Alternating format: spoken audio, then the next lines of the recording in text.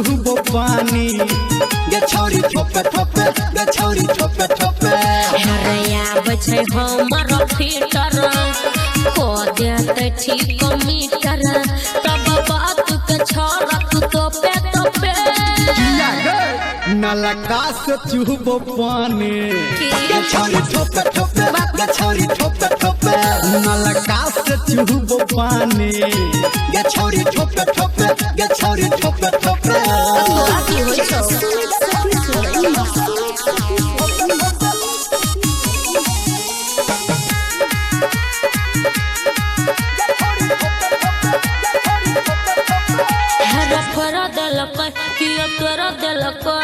toll में छै सब खचर छोरा हे भेलो कोना छोरी एना ये साट हपरलो पचर तोरा हर पर दलकै कि कर दलकै टोल में छै सब खचर छोरा हे भेलो केना छोरी एना साट हपरलो जे पचर तोरा हर पर नया बतू हल्ला खैर कतो पन कल्ला पनया हब छै हमरा मैया के झोके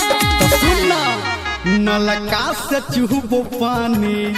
गे छौरी ठोपे ठोपे गे छौरी ठोपे ठोपे नलका से चुहबो पानी गे छौरी ठोपे ठोपे गे छौरी ठोपे ठोपे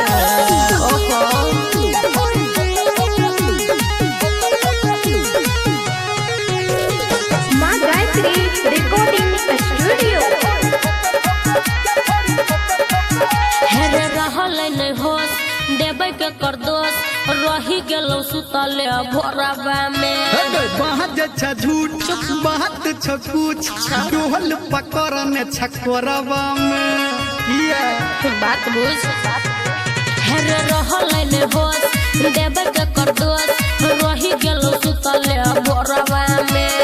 बात छ झूठ बात छ कुछ डोहल पकड़ने छकोरबा में अरे सुन घर मंदर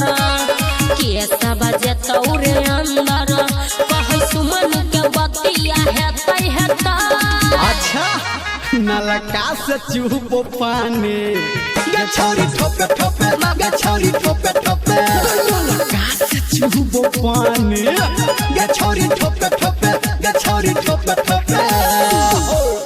बक बेसर